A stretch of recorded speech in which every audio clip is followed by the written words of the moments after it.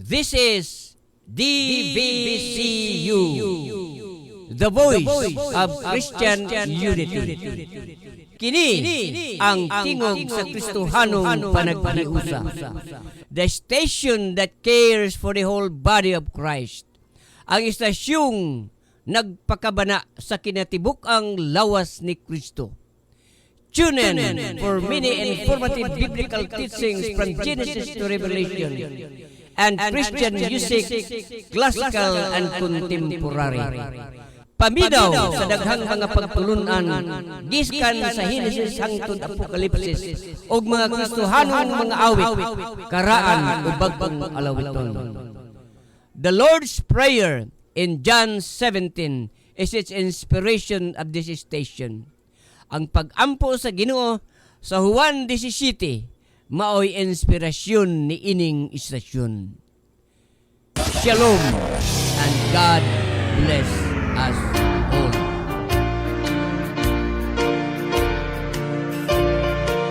Narito na po ang programa sa online radio na kikilatis ano ang nasa isipan nila patungkol kay Manny. Si Manny po ay isang born-again Christian at nais niya maglingkod sa Diyos sa pamamagitan ng pagkapangulo ng ating bansa at lipunan. Is the Pacman God's candidate?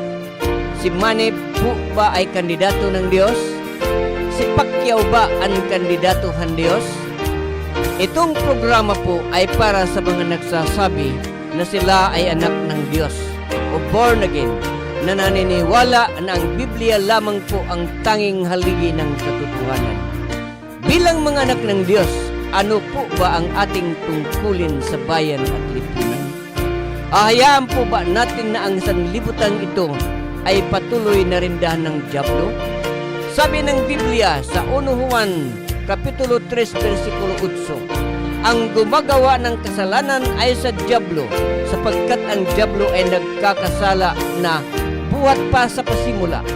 Ang anak ng Diyos ay nahayag sa dahilang ito upang wasakin niya ang mga gawa ng dyablo. Tayong mga anak ng Diyos ay dapat na tumindig at lipulin ng gawain ng dyablo. Sa ating mahal na bayan na walang ibang bansa para sa ating mga Pilipino, ilagay po natin sa palasyo ang ating kapatid sa Panginoon bilang isang forerunner of the coming kingdom of our King of Kings and Lord of Lords. Magkaisa po tayo na iluklok ang ating kapatid.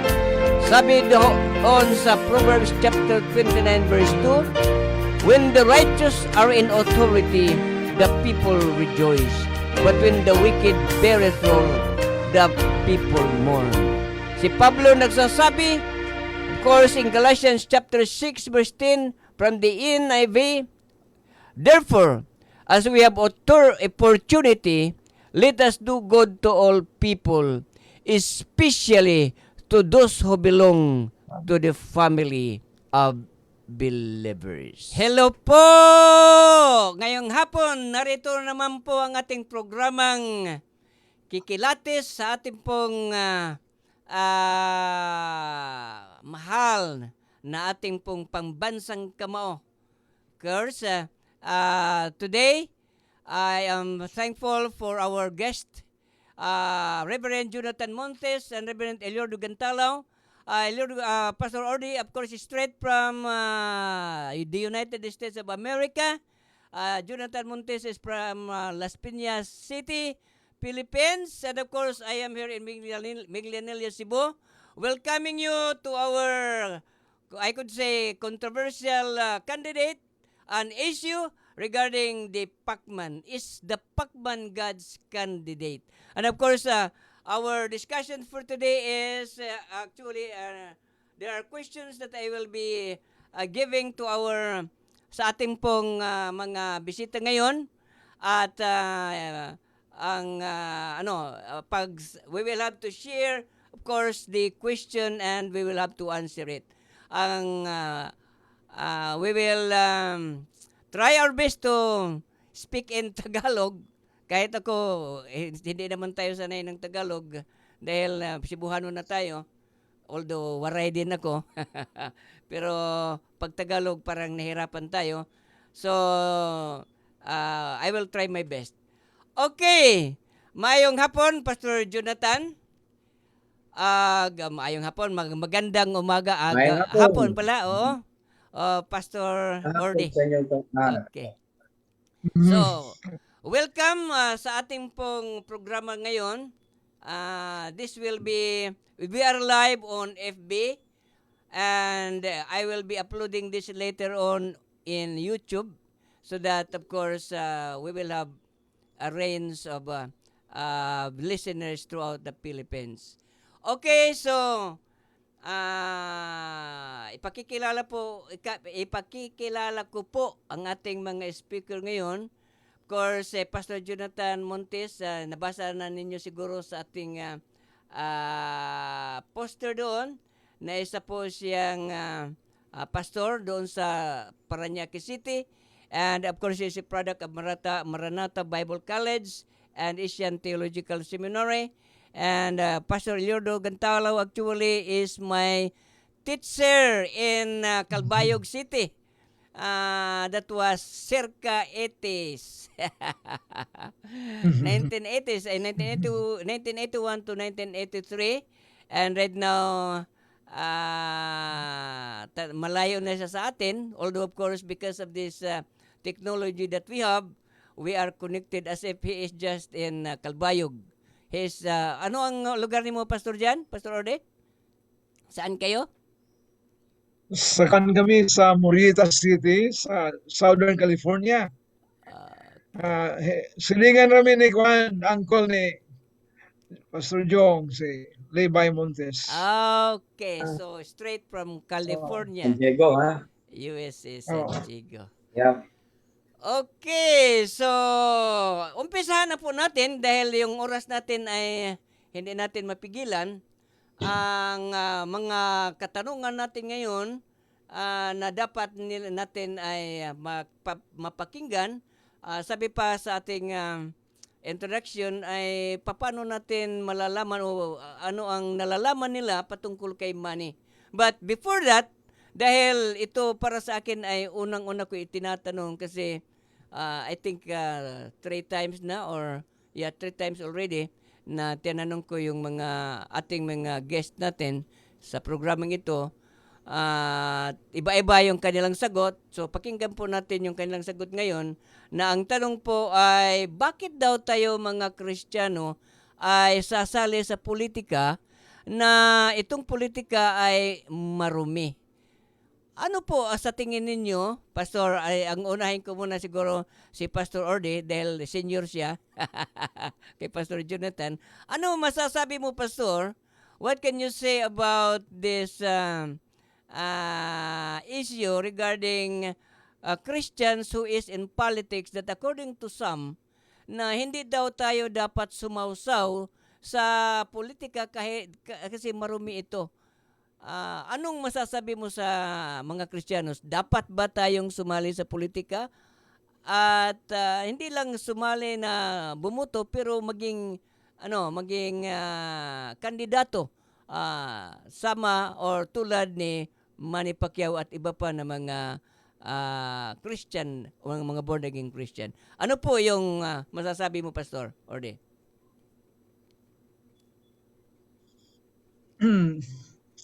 Adunay gitawag og proposition dinhi. Kung ang politika mahugaw og dautan sumala sa ihuna-huna sa daghan, ano? Now, kita nga mga Kristohanon,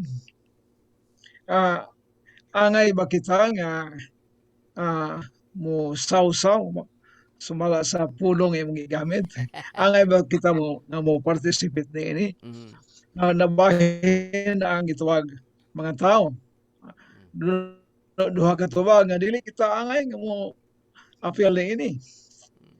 Now, adunay gitawag og relihiyon nga kilala nato, ginganlan nato sa kulto kini mga Jehovah's Witness. Muna ilang gitawag og maruganan nga ang politika dautan o mahugaw yan as kalibutan So, ang ilang gituwag position is complete uh, staying away, no? Hindi sila mo participate, no? So, alang kanila, murag consistent sila. Consistent sila.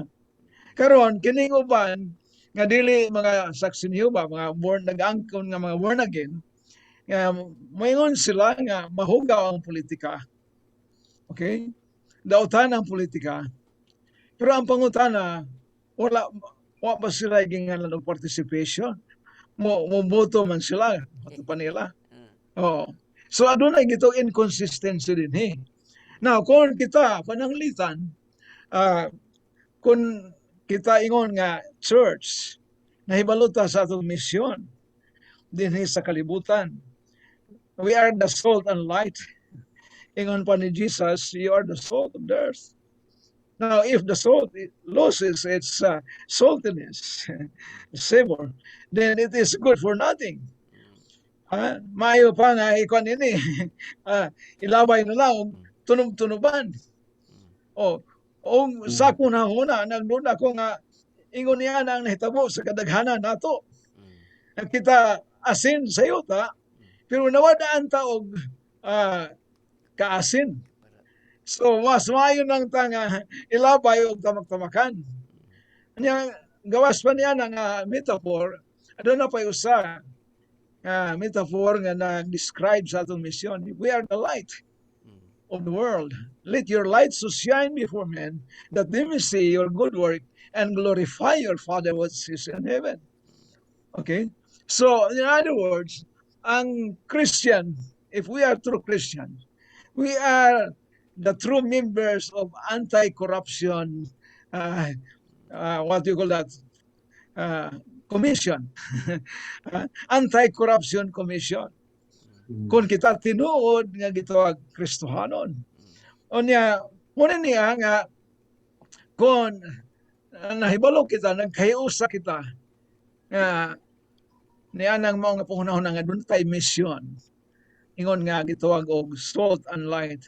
Our purpose is to influence this wicked world. Okay? Kita mo ang mga anti-corruption team. So, gikinahanglan na ito nga ano na tayo unity. Ano na tayo unity? Napayusa nga kulto nga relihiyon, kani Iglesia ni Cristo.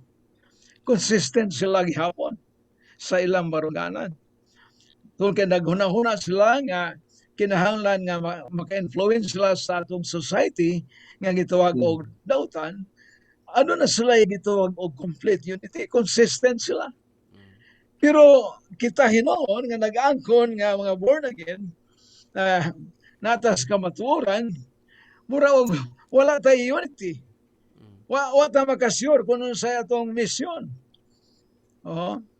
Muna niya nga, alam ako, niya akong ipasupot nga thought nga ako nag-post na all true Filipino Christians should know the most urgent need of their country, which is moral and spiritual transformation of all citizens. So having a leader who himself has experienced this transformation is one key. So muna na nga, God has answered our prayer. Nahimo nato ning prayer for the many decades in the past. Nga, adunay gingalan og awakening. Adunay awakening nga mahitabo sa atong nasod. Nga, ang leadership ni Manny makapa-enhance kini sa gitawag og atong mission nga evangelism. Okay? Makapa-enhance kini. So mo niya nga muna akong baruganan nga gikinahanglan dadon nato ang ngalan sa Ginoo ngadto sa ginganlan og dautan nga sociedad. Now doon ay usa nga komentor sa imong kuan open letter. Si kuan chords concordio kamo. Muna iyang kuan Nga, kuhaan ko na taning, maghulat lang sa kasiguhon ko no, kay we are dragging the name of the Lord into Ah, dirty that's politics. right. Mm. Okay, dragging. Ah, Ang akong tubag niya na, ang opposite niya na, nga mas tragic nga nahitabo nga talan-awon diha sa church. Nga kung ang dirty politics gidrag nila into the church affairs. mm. Ug mo ning nahitabo nga adunay gitawag og divisions, adunay kasamok-samok within the church. Why? Because the dirty politics gidrag nila inside. So, how much better kung atong i-drag ang name of the Lord to the dirty politics? Unya kanang word drag, nag-presuppose na o gitawag difficulty in conveying gidrag. Kay usara may nagwan. Pero if we unite, if all Christians will unite, there's no need of dragging it. Ha? Ah, Di naman malisod. Kaya ano na unity, atong i-lansar ang ngalan sa Ginoo. Kaya ang ngalan sa Ginoo, muna na ang itawag, uh, muna nagdalag kaluwasan. The name of the Lord mm. is a strong tower. The righteous run into it and they are safe. And if anyone shall call upon the name of the Lord, they shall be saved. Amen. So there is no other name under heaven given among men whereby we must be saved. The name of the Lord Jesus Christ. Mm. Oh, so na ang akong ituwag og opinion nga all true Filipino Christians should know and understand what is the most urgent need of our country. It is the moral and spiritual transformation. And having a leader like Manny Pacquiao, who himself, no, ang mga tao, may katarata sila sa prejudice. Ah, Di nila makita ang ginganlan og amazing, incredible transformation mm. sa life ni Manny Pacquiao. Og si Manny Pacquiao, iya ka nang i-attribute to God. What transformation that he experienced in life, he attributed it to God. So that's humility. Humility. Mm. Muna na, much less. Dili mapantayan among the aspirants to the presidency. Dili mapantayan si Manny. Siya lamang ang key. Siya ang key. Okay, human na ka pastor? O na pa ikadugag nimo? Wala tingali niya o napay. Okay, so Patrom sa ko. okay. Patrom. Okay, nindot kayo mga kaigsawonan. Ang buhay ito pasabot ay patanggap managalog pala tayo dahil mga ang listener natin ay buong bansa. Ang binanggit po ni pastor na kailangan po tayo mga Kristiyano ay sumali sa politika kasi nga alam mo natin ang ating kalagayan nating bansa na corrupt as far as criminality is concerned, nandyan, we need transformation of our nation. So bakit natin pababayaan ang ating bansa na magpatuloy ng ganyan na we are branded as the only Christian nation in the Far East, and yet noon, naalaala ko pa, I think way back 1960s or 70s or 80s, that Manila is the capital city of the East or in Asia at the time. So, talaga pong nangangailangan po tayo ng leader na tulad ni Manny. So, hindi po dapat na ating pabayaan yung ating politika dahil sa politika po, one pastor says that politika is amoral. As far as the definition of the word politics is concerned, it is amoral.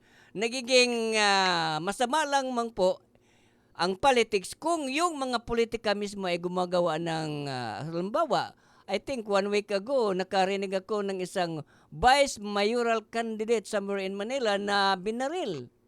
Okay, yan talaga ang marumi. O kaya gagawa ng isang kandidato ng isang sabihin natin mga army o yung anong tawag noon, yung kanilang mga gang, sabihin lang natin ganun. Na para na kung mag-eleksyon, talagang gagamitin niya yun.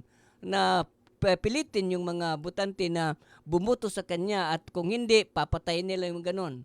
So, that is dirty politics. But as a Christian, ipakita yan, sabi kayo na ni Pastor, idiniin niya na tayo mga Kristiyano na mga politics, we have to shine. We must be a salt. That's why, sasabi ko rin sa mga kasamahan natin na mga pastor na sumasali nito, na sumusuporta kay Manny, pakita natin na kung kahit na siraan si Manny, sabi ng Biblia, kung batuhin ka ng bato, batuhin mo ng tinapay. Or you are strike in the right face, yung kaliwa para sigurado na. Pero of course, that is of course an analogy regarding humility. Na we are not going to retaliate whatever because we are a Christian, but rather, or bagkus pa sabi ng Tagalog, ay we will love even our enemies. So yan po as far as the question is concerned. Thank you, Pastor. O itong sunod na tanong ay hindi ko na I'm not going to repeat. This will be again another question to Pastor Jonathan because I know that marami nang napakinggan ko na mga pagpapaliwanag na bakit tayo mga Kristiyano ay dapat sumali. Dapat po dahil tayo ay makadiyos. Walang korupsyon na magagawa o mangyayari kung ang mga namumuno ng ating bansa ay righteous leader. We had been praying for decades now to have a righteous leader so that we will be able to produce a righteous nation. And the Bible says, righteousness exalts a nation. So, we can only produce a righteous nation if those who are in authority or those who are in leadership are righteous. Hindi po ba tayo mas magsasaya na ang ating mayor, ang ating gobernador, ang ating congressman, ang ating mga party list group, ang ating mga senador, ang ating vice president at president ay mga Christian. Okay? Talagang napakaganda po ng ating bansa kung ganun. That's why sabi sa Proverbs chapter 29 verse 2, when the righteous are in authority, the people rejoice. Okay, dito naman kay Pastor Jonathan dahil alam ko ito yung one of his advocacy of course is supporting money and yung tanong ko dahil ako as far as plataforma yung mga programa ni Man hindi ko alam. Marami siguro sa atin mga listener natin ngayon na hindi alam kung sabi nila ano naman magagawa ni Manny. They are doubting, the ingenuity of Manny na sabi ko sa kanila, walang kaibahan kung ginawa ka ng Panginoon na ganyan si Kuan, ganyan si Manny. If God has given you the talent, God has given us, all of us. That's why, hindi po tayo dapat na maliitin ng isang tao dahil kung mamaliitin natin ng isang tao, para din minamaliit yung sarili natin. Because we were created in the image of God. We are equal in the eyes of God. So that's why, Pastor Jonathan, ito ang katanungan ko sa iyo. Ano po ang magagawa ng Manny Pacquiao kung halimbawa nandyan siya sa ating sa palasyo na? Okay, take it away, Pastor Jonathan. Yeah. I'll answer that question later, okay? Pero maganda yung unang tanong, why we should involve in politics. Kasi yung sinabi ni Pastor Ordi, talaga maganda po yun, gives us really enlightenment why we should really involve ourselves in politics. So, alam po ninyo, I abhor talaga politics because of it's dirty. Okay? Kaya po tinatawag natin politics is dirty. We have to understand that God instituted government. Okay? It's not man who created government. It was God. After family, then the Lord created also the institution of government. So, to say na dirty to, well, it's not God who made it dirty kasi God is a holy God, and so He created this institution really to serve, that there will be order in the community. Just like God created family, and we believe in the sacredness of family, but Troy, talagang people, some people, no, they are not really committed into marriage. So it does not make marriage and family dirty because of this, what other people are doing. Now, ito pong politics ay talagang dirty talaga, and who makes it dirty is the people, all right? Ang mga tao. Greed, yung pong greed, kung sabi diyan sa Biblia, no, that it is covetousness, at sabi rin doon sa Biblia that greed is a form of idolatry. It is a worship of money. So, dahil po sa greed, kaya nagiging marumi ang ating politika. Because of man's greed, those who are in authority, ano nangyayari? They corrupt, they steal, they kill because of greed. Kaya makita po natin that from that perspective that it is God's creation, then there's really that challenge there na tayo mag-Kristiyano, I think we really need to be involved also with politics. Now, ang ating pong pinagpipray, at alam po natin, ano pong sinasabi ng salita ng Panginoon, that righteousness exalts a nation. Okay? So, pag mayroon pong katwiran, mayroon pong justice, at mayroon pong anti-corruption, regardless kung ang isang government is godless, and those who are running the government ay hindi ko na kilala sa Panginoon, the fact that they practice righteousness in their governance. For example, Japan, okay? Hindi naman Christian nation ng Japan eh. Pero nakita po natin how prosperous they are dahil business. Kasi doon, kunting scandal lang, sex scandal lang, embezzlement, okay? May corruption. Yung kanila pong Prime Minister, right away, talagang nagre-resign kaagad. Pero dito nga sa ating bansa, we are Christian nation, pero kapit po talaga ang mga nasa katungkulan. So, that's why it's really a challenge na yung pasabi ni Pastor Orly kanina, bumubuto na po tayo. So, we have to go beyond just voting kasi mahal natin ang ating bansa, mahal natin ang Pilipinas. This is the only country we have. Okay? Buti si Pastor Orly kasi dual citizen. Triple citizen na nga ito eh. Filipino citizen, American citizen, senior citizen. Okay? At pang-apat pa na citizen niya is citizen of heaven. Heaven, di ba? Okay. So yun yung ating pananaw diyan, why there's really a need to be involved sa ito pong politics. Now regarding po sa why money, bakit si money? Okay, dalawa talagang tanong yan eh. Why money? Why not money? Okay? So, bakit si Manny? Yung mga taong skeptic sa kanya, mga nanalait sa kanya, bakit siya pa? Walang edukasyon. Okay, lang. Tingin nga sa kanila, tinatawag nga siya yung BB.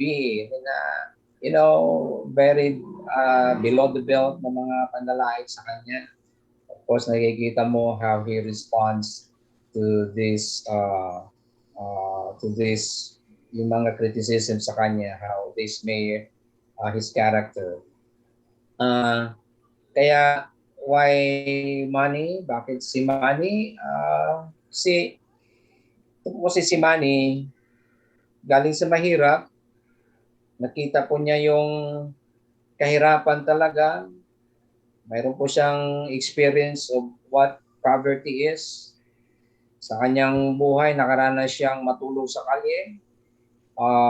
Nakita niya na marami pong mga taong naghirap, walang bahay. And now that he is in government, kaya nga before Manny joins government, bago siya tumakbong congressman, tumutulong na siya sa mga tao, lalo na mga mahirap. Tumutulong na talaga siya, may pabahay siya. And so, ngayon, nasa gobyerno na siya at nakikita na niya yung system, yung scheme ng mga kawalan sa ating pong gobyerno. Kaya, yun ang challenge niya na marami pong napupunta sa corruption at marami pong mga taong naghihirap. Kaya ito po ang challenge niya na he's running for president. Now, I'm not voting him dahil because he's just a Christian. Of course, maganda yan, Kailangan Kristiyano siya. Kasi we have to support him. But there are other qualifications na why I'm voting for him. It's not that he's just he's a Christian or brother in the Lord, pero yung po kanyang experience, ang kanyang pong popularity, because after this election, there will be no other Christian candidate as popular as Manny. Okay? So yun po yung ating nakikita diyan na why we need to be involved in politics and why we really have to fight for righteousness, because that's the only way na mag-prosper po ang ating pong bansa. Okay? Now, regarding sa pangalawa po, yung po kanyang programa, dahil nakasama na rin ako sa meeting ng campaign ni Manny, nandoon siya. And of course, yung kanyang mga programa, naririnig naman din natin sa television, social media. So, sinasabi na niya. Kaya ang number one ho talaga niyang plataforma is this anti-corruption platform. Okay? Talagang nanggigigil siya pag corruption ang pinag-usapan. Okay? So, sa sinabi ko na kanina, galing siya sa mahirap. At nakaranas siya first hand. And in fact, his experience about poverty ay talagang mas malalim pa isa sa atin. Naranas naman din ako ng kahirapan. Naranas tayo ng kahirapan, pero hindi naman siguro tayo kumain ng mga mga sira na tinapay. Hindi naman siguro tayo natulog sa kanya. Si Manny nakaranas ng ganon. Naka-experience siya ng broken family. Kaya yung experience na yan, hindi niya makakalimutan yan. Mayaman na siya ngayon, pero mahirap pa rin siya sa kanyang puso. That's why he can effectively identify himself with poor people. So yun po yung una talaga. Ito pong anti-corruption. Kaya nga si Manny, papakulong niya talaga yung kawatan na yan eh. Kasi it amounts na to trillions eh, mga napupunta sa bulsa ng mga kawatan eh. Talagang nakakalula yan na itong mga perang ito na dapat mapunta sa mga mahihirap, napupunta lang sa bulsa ng iilan. Okay? At sabi pa nga ni Manny, yung pera nila doon sa nila dinideposito. Kaya tinawatan na nga ang bansa, nakawan ng bansa, yung ibang bansa pang nakikinabang. Alright. So, Dahil doon nila tinatago yung pera. So that's the yung pong una talaga, yung number one talaga yung pong anti-corruption. Sabi niya, it would create a special court that would just really, that would try ito pong corrupt people. Okay? Talagang is just a special court na kanya pong ang kanya pong i-create. So, yun po yung una, yung pong anti-corruption yan, at gigil na gigil siya dyan. Right? Ang pangalawa po, ito pong pabahay kasi ginagawa na niya yung pabahay na yan. Bago siya nagiging congressman, meron na siyang villages doon po sa Sarangani at doon po sa Jensan. At magtatayo rin siya dito sa Luzon. Okay? Kakatatayo rin siya ng mga Pacman villages. Now you can just imagine now when Manny said na magbigay siya ng pabahay sa mga kababayan natin na walang bahay, well, he means it. Okay? Talagang totohanin niya yan. It is not just a promise, but it is a promise that he will fulfill once he is elected. Kasi ginagawa na niya eh. Ginagawa na niya. Of course, hindi naman lahat ng kanya pong kayamanan, bigay na lang niya lahat sa mga tao. Kapalik na naman sa kahirapan yung tao pag gagawin niya yan. Hindi naman kaya lahat pagbigyan niya. Pero nung nakita niya itong billions of pesos lost to corruption at kung mapunta yan sa mga walang bahay, sobra pa ang yung mga corrupt, mga nanakaw na pera na yan na makapagpatayo ng bahay sa mga walang bahay. So yun po talaga ang importante kay Manny na magkaroon ng pabahay kasi ginagawa niya. Okay? So actually ngayon nagpapapirma kami ng mga forms doon po sa mga sa Las Piñas at iba't iba pong lugar dito sa NCR na kung sino yung kailangan ng bahay. So, kailangan na mag-create na ng data, magkaroon ng database na yon, may listahan na sila.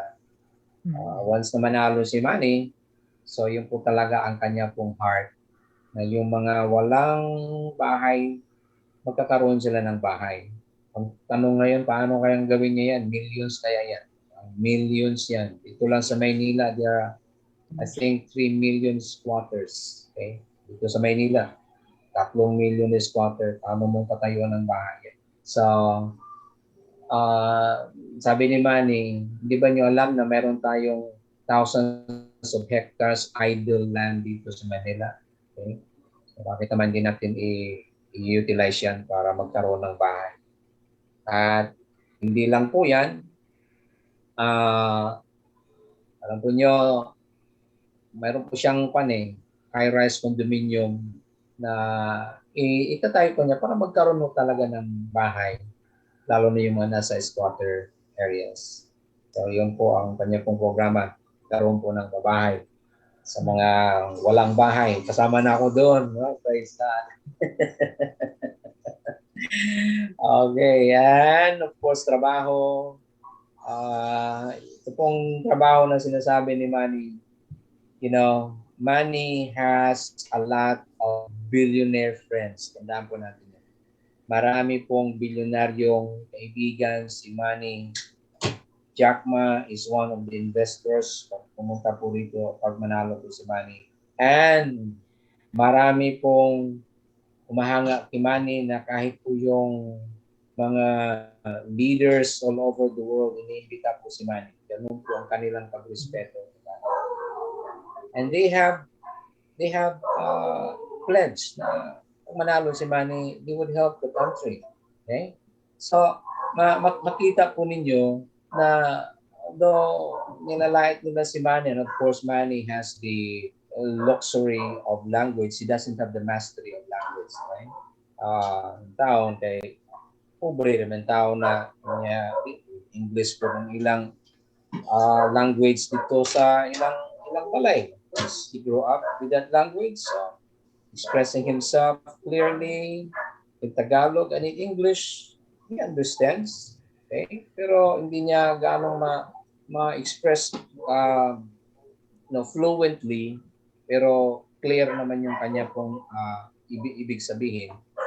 So, doon po natin makita na talagang there are jobs waiting kasi these billionaire friends are ready to invest dito po sa ating bansa.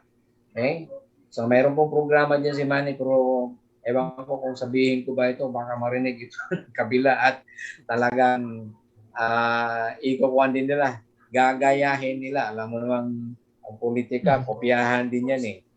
So, pero sasabihin ni Manny yan during campaign. Pero yun po, anti-corruption, ito pong trabaho na ito, mayroon pong nag-aantay at may plano na kung paano yan. Okay? Hindi ko lang sabihin. Okay? Baka mapakinggan din ito na ito po lang plano ni Manny. Okay? Si Manny na magsasabi niyan kasi ngayon, gaya-gayahan kopyahan. Pero there will be jobs. Okay? There will be jobs.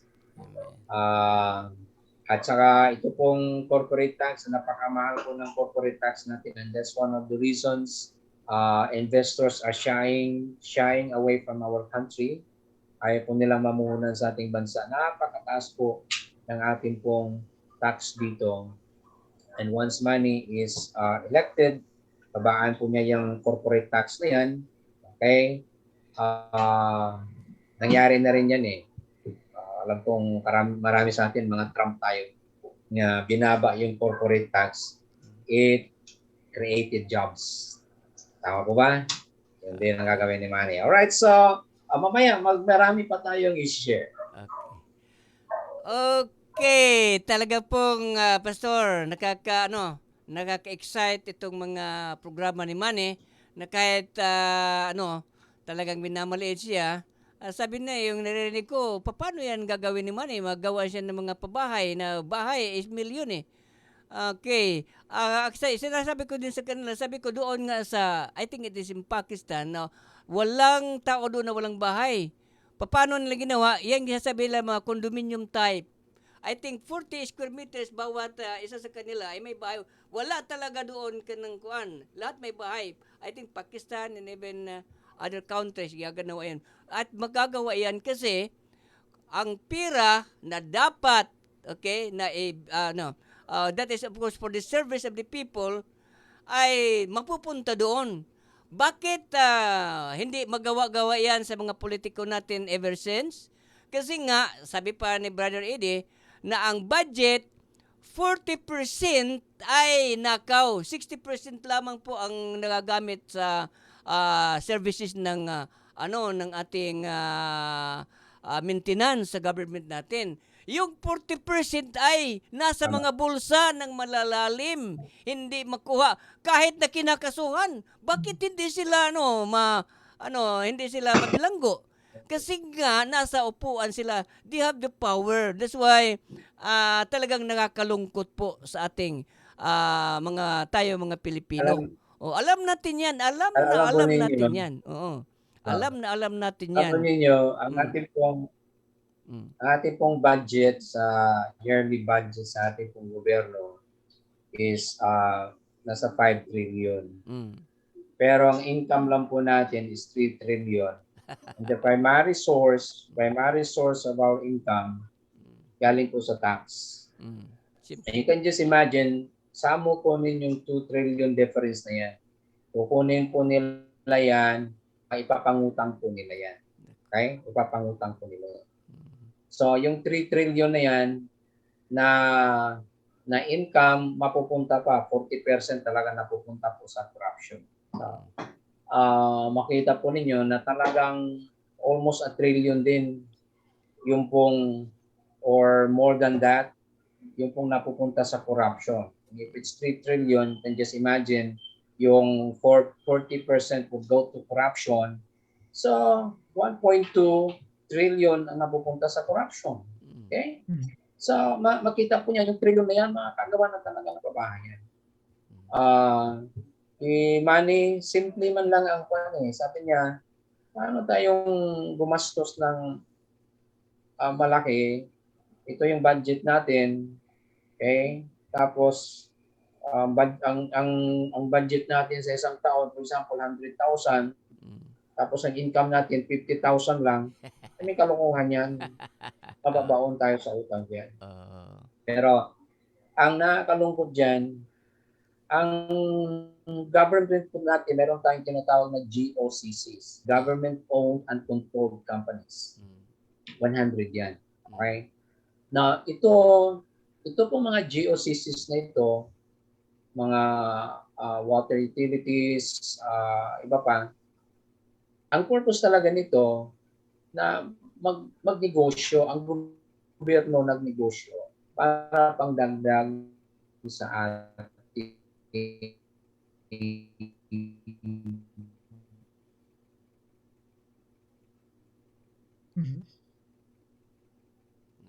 Yung signal budget, Okay. pangdagdag sa ating national treasury. Okay? Nakita po niyo kung gaano ka-corrupt po talaga. Okay?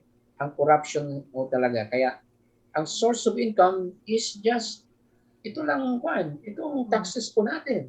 Kaya ang taas po ng mga corporate taxes. Pero, yan, itong mga GOCCs na ito ay talagang matindi po yung hindi talaga naging katulong para po sa ating pong ekonomiya at para po maiahon po ang ating bansa. Kaya si Manny ay gigil. Okay? Gusto niya talaga na tumakbong presidente because that's the only way na talagang ma-address niya ito. Tandaan po nyo, wala silang corruption issue kay Manny. Ang kanilang issue kay Manny is Pamimigay ng bobo pera. raw. Hindi, pamimigay din ng pera. Pamimigay din ng pera. Yan, ayaw nila. That is one of the issues. Dahil alam mo kasi, itong pamimigay ng pera, talagang pang paakit din talaga ng tao. Siyempre. Kaya that is one of the source na talagang takot sila. Namimigay na yan siya eh. Hindi naman bago yung pamimigay niya. Oo nga. Kaya takot sila eh. Pa siya, kaya sabi niya, namimigay na ako eh. What's new? Right? So ngayon, nagkakaroon lang ng takbo sa presidente. Pero he's president or he's running for president or he's not running for president, Manny is a giver. He's a generous person talagang binibigay niya. In fact, sa kanilang estimate, umabot na rin sa $200 million ang pinamigay ni Manny. So that is equivalent to 10 billion pesos sa kanyang pinamigay. So what's new? But anyway, hindi mo na matanggal sa kanya yan. Oo nga. Kaya sinasabi ko, takot sila eh.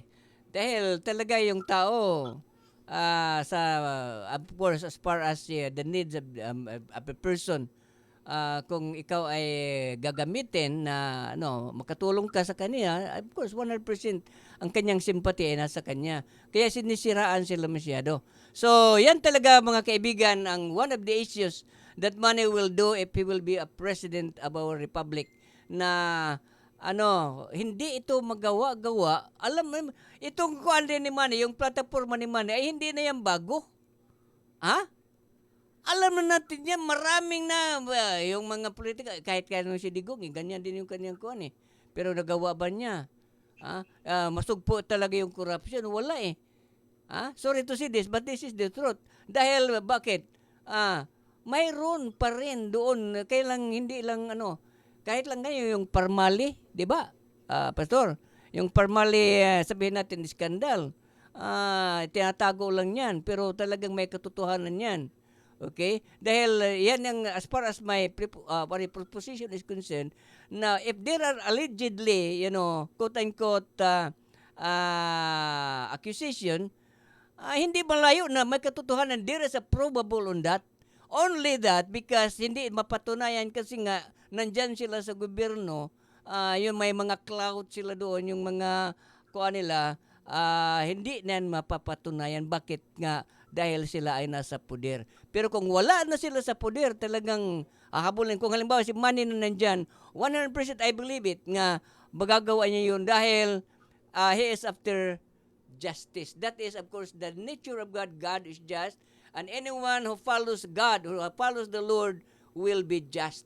That's why we need right now, hindi na tayo mag-antay pa, sunod pa. Kaya sabi pa ko sa sarili ko, ako, of course, senior na tayo. At least I can experience or I can taste what is to live in convenience as a Filipino na hindi natin naranasan yun mga ilang taon. So, tayo po mga kaibigan, nakikinig kayo dyan, ay kung halimbawa hindi pa kayo kumbinsido sa pagiging presidente ni Manny, talagang mag-research po kayo at ihambin nyo yung compare the candidates. We have 6 candidates, I think, 6, diba? 6 yung mga kandidato natin. At walang iba po diha na talagang godly. Isa lang po. Walang kahalintulad niya as far as his relationship with the Lord is concerned. He alone is a genuine worshiper of God. So, tayo mga Kristiyano po ay sasabi ko sa mga kaibigan ko na bakit naman tayo ay tatalikuran natin ng ating kapatid natin yan sa Panginoon. As far as the spiritual DNA in us, we have the same spirit with Manny. Although, sabi ko minsan sa kanila na there are only 2 reasons why a Christian will not vote for Manny. Number 1, that he will deny that Manny is his brother. And number 2, na siya ay hindi Kristiyano talaga. Sorry to say this, no? But that is the truth as far as myself is concerned. Because as far as myself is concerned, sa aking sarili, of course, yung open letter ko doon sa Facebook ko, ay talagang nag-pray ako kung sino talagang susuportaran ko.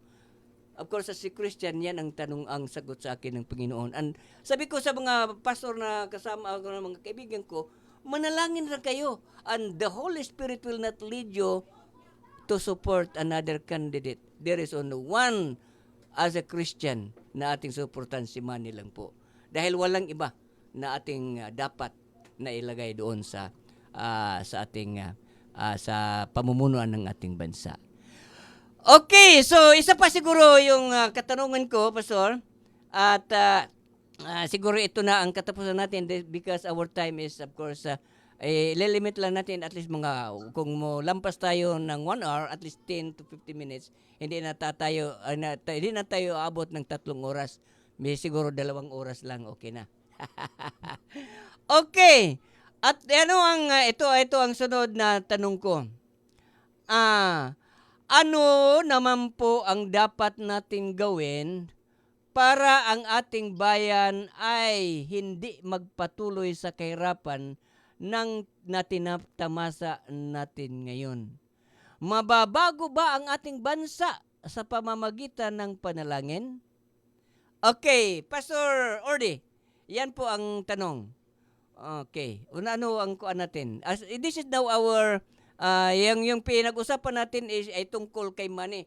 Dahil hindi ba as far as sabihin natin development or kasaganaan ng ating bayan is concerned, it is not only the leader na atong pinipili na na dapat, pero tayo rin mga tao.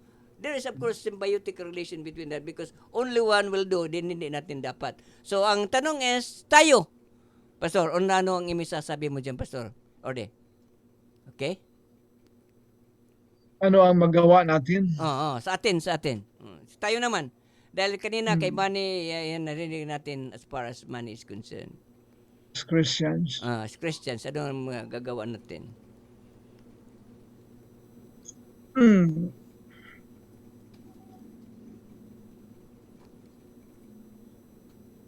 ah, ah, sinabi ko kaganina, I've said it earlier, that that there is one, let me,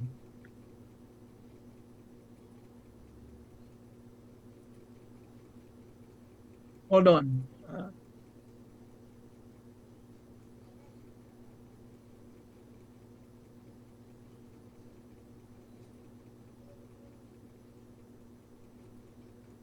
Isa sa ginsir ko ganina nga kwan, na thought is all true Filipino Christians should know the most urgent need of their country today. And what is it? It is moral and spiritual transformation of the citizens. Okay. Alam natin ang problema sa ating bansa, corruption. And this problem has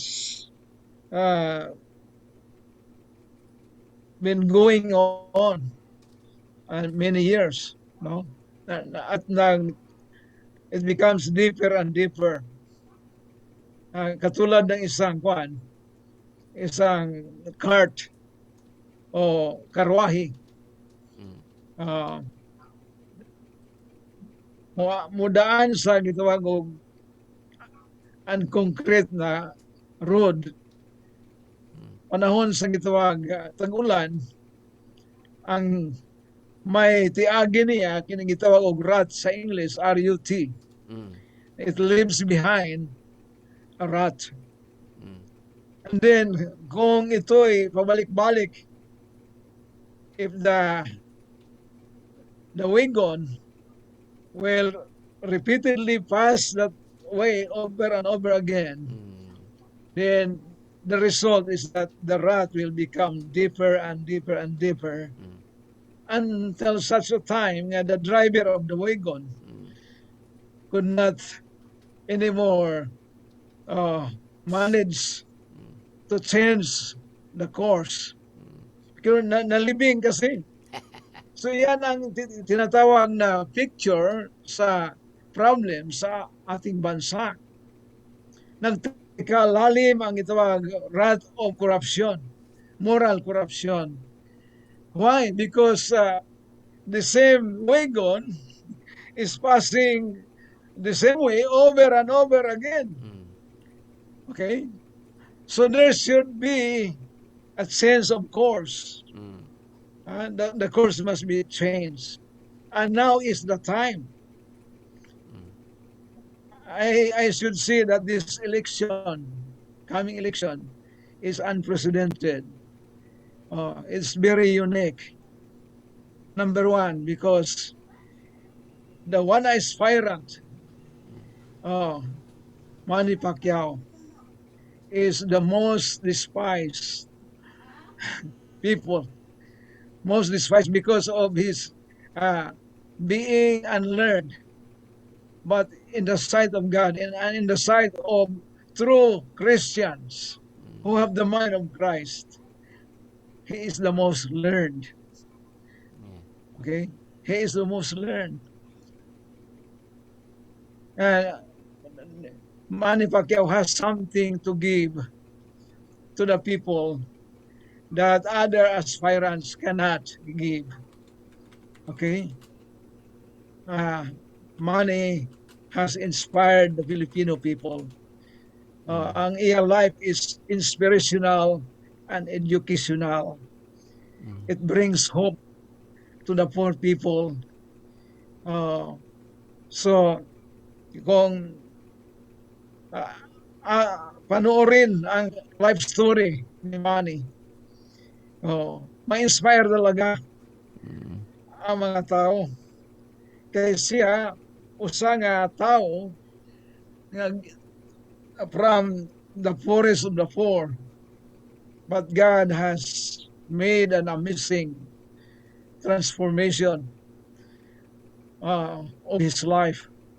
from run to riches. Okay?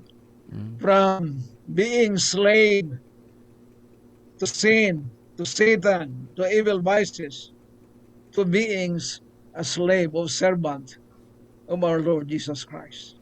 Kung makita nato na ay mga tao nga nagpapanggap na sila anointed. Okay? Mm. Na sila servant of God.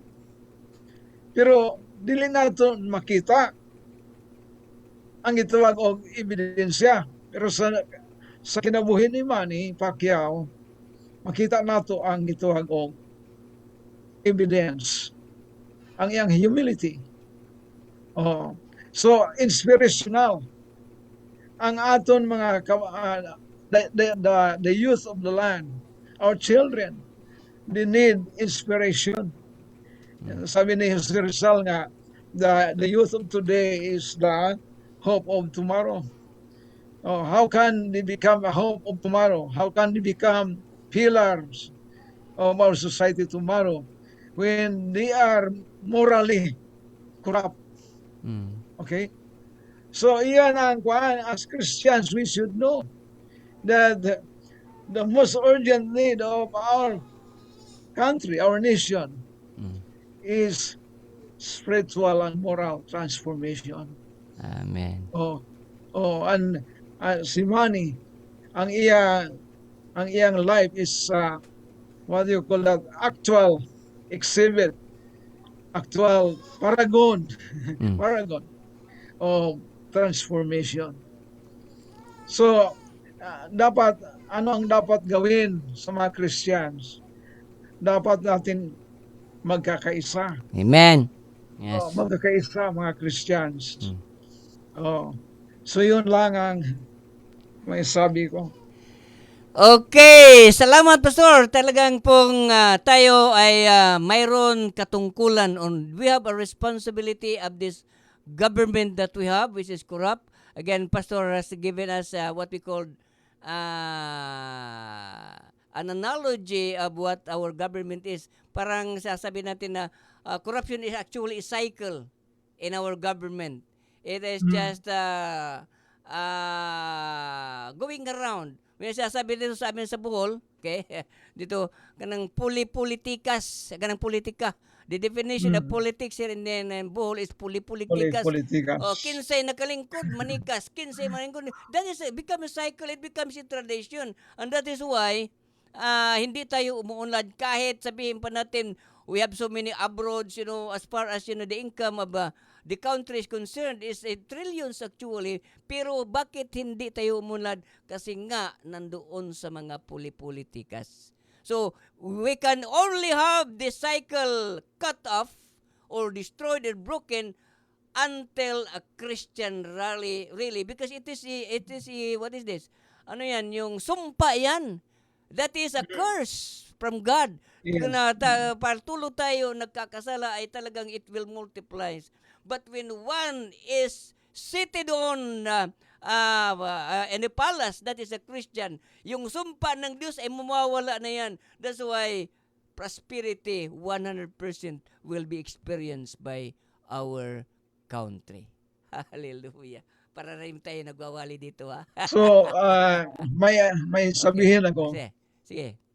Mao na ang status quo sa atong nasod of our country. The ever-deepening rot of status quo. So, kung gusto natin na mananatili tayo diyan, do not vote for Manny Pacquiao. Kung gusto natin nga, if we continue the present situation, and even more, become more serious. Okay. So, this is God's visitation to our country. Si Jesus, he wept over Jerusalem. Okay? Because Jerusalem, if you had only known God's visitation on you. Pero they missed God's visitation. So, year 70 AD. Ang Roman government, uh, General Titus Mm. invaded Jerusalem. So muna ang God's visitation. This is the opportunity Yes, yes. for all That's Christians, right. for all Yes. godly people. That's right. Yeah. Oh, That is let's what be united. Yeah, that is what I have been preaching. That this is an opportunity for us now Christians to shine. This is now the time na ipakita natin sa buong mundo. Uy, bakit nawala? Bakit nawala ka? Bigla nawala.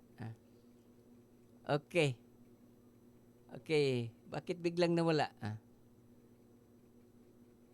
Walang kuan? Connecting. Okay. Okay, sorry na nawala tayo bigla. Ewan ko kung bakit. Siguro yung signal natin. This is the problem, you know. Sinusubukan ko talaga na na simultaneous sa YouTube.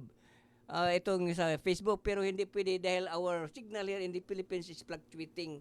It is not stable. Oo. That's why when our signal is low, the YouTube it trip off immediately and we could not return. But when you are just live, in Facebook just continues. So what happened is that what I'll do is just upload our YouTube in our videos in YouTube after. So but we can do it on Facebook Live. Okay, so nakabalik po tayo. Salamat. So Pastor Jonathan, meron na kung this is now our last question to you na ano ba talaga yung nag-udyok sa'yo na sumuporta kay Manny na talagang sabi pa dito sa amin sa Cebuano, ako sa sarili ko, bakit ako ay loyal? Nag-udyok sa akin na sabi pa sa translation sa loyal sa Cebuano dito sa Moa is lunod patay. Pero sabi ko sa kanila, wag lunod patay, lunod buhi ra kay di ta ka butar ana patay ta. I'm not joking. So, what makes you convince or what made you convince to support money? Okay, Pastor Jonathan. This is our last question para sa ating lahat. Okay. Okay. Now, as pastors, as Christians, we've been preaching righteousness. We've been praying for our country. Mm. Nagko-complain talaga tayo na as we look around, dito sa Maynila, makikita mo talaga, makikita mo ang prosperity dito because there are, of course, a lot of rich people here. Pero marami ho talagang naghihirap. So ngayon, we know paano talaga ang problema ng ating bansa, and that is corruption. So ngayon, mayroon po tayong pagkakataon that somebody na who is truly, genuinely changed by God, nagkaroon siya ng personal encounter with the Lord Jesus Christ. Kasi si Manny, hindi lang sinasabi natin makadiyos kasi mga politicians naman, sinasabi niya lang makadiyos sila. Pero siya ay may takot sa Diyos. That's the big difference. Pag sinasabi mong may takot ka sa Diyos, that means to say, you have a personal encounter with the Lord, at saka kung may takot ka sa Diyos, sapagkat balang araw, you will give an account. Okay? Sapagkat tatayo ka sa harapan ng Diyos at magbibigay ka ng account. So, yun po yung takot na yan na gusto mong gawin ang kalooban ng Panginoon dito sa mundo. So, Manny, talagang nagbago ang kanyang buhay. Alam po natin ang kanyang testimony na talagang malapit na pong masira ang kanyang marriage life dahil po sa kanyang bisyo, maraming pera, maraming tentasyon, and so nalulong siya sa babae, sa sugal. Sabi naman ni Manny yan yung testimony niya. At paano kung malapit na ho talagang masira ang kanilang marriage. Pero yung nakakilala po siya sa Panginoon and he has this personal encounter with the Lord, yun ang nakapagbago ng lahat. That Manny is now a very faithful husband to his wife and faithful father to his family. Kaya ngayon, ito na yung parang kasi tayo mga Kristiyano, sabi ko, kayong sumali doon sa politika, marumiho talaga yan. But in this time,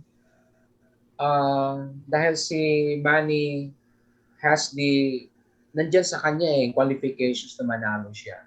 Okay? He doesn't have the mastery of language, as I've said. He doesn't have the rhetorics of words. Pero nakita mo naman sa kanya yung moral conviction niya. Talagang sinasabi talaga niyan, very proud of that siya, yung relationship niya with the Lord. At saka yung popularity ni Manny. So, name recognition kahit sa ang sulok ng Pilipinas, kilala si Manny. Okay? Yun po talagang advantage na kilala siya sa buong bansa. There was one candidate kay dati dahil nga siya ay para sa mahirap at dahil siya ay artista. So kahit doon talaga sa baryo, kilala ang pangalan niya. So talagang nanalo siya. Okay? Despite the moral failings that he admits, gano'n. Pero nanalo pa rin siya. But look at this man. Okay? Si Manny ay talagang popular. Hindi lang sa Pilipinas, kundi sa buong mundo, popular siya. Kaya kung pwede lang bumoto yung tag-ibang bansa, bumoto sila kay Manny kasi kilala nila si Manny. So, with this thing na yung bang Christian na siya, and genuine talaga ang kanyang relationship with the Lord. And he's not ashamed of his relationship with God. That's right. Then, popular siya. And then, of course, may pera si Manny. Okay? May pera si Manny. Kasi isang requirement talaga yan. If you run for a national office, ano yung resources mo? So, there's no doubt na si Manny ay talagang may pera kasi kailangan niya talagang gumastos. Okay? So, kaya nga namimigay siya pagdating naman ng January campaign period, wala na yan, bawal na yan, hindi na siya mamimigay. Okay? So, ngayon, yun yung conviction ko personally na I have to vote for this man. At saka when it comes to political will, si Manny hindi madidiktahan niya. Marami na siya mga kaibigan na tumalikod sa kanya. Kasi nakita niya, they take advantage of him. Talagang, alam mo, nasaktan si Manny na despite na gumawa siya ng tumulong siya sa kanyang mga kaibigan. Pero, ayan, sinisiraan pa rin siya. So, nakita mo naman si Manny kung how he responds to those people. Ano pa rin ang kanyang pagpapatawad, pagmamahal ng Panginoon sa kanya. So, but Manny is a very strong person. Okay? Very strong person si Manny. Yung mga sinasabi nilang si Manny raw ay madidiktahan lang. Hindi totoo yan. Kala si Manny ay meron po siyang sariling desisyon. That's why when it comes to facing corruption and to eradicate corruption, hindi na siguro 100% ma-eradicate yan, but you can just imagine if more than 50% ng corruption ay talagang matanggal yan. Okay? Anong tulong yan para po sa ating bansa, sa ating mga kababayan. Kaya, yung kailangan ng strong leadership, kaya medyo hindi ako bubuto ng isang babae, okay? Without prejudice, Kasi it needs somebody na talagang matapang, okay? At proven na yung katapangan ni Manny. Nakikita na sa boxing ring yan. Proven na rin katapangan ni Manny kasi sa Congress, sa Senado, talagang hinaharap niya, hindi man talaga siya magaling mag-English, but this guy, Hindi naman kailangan.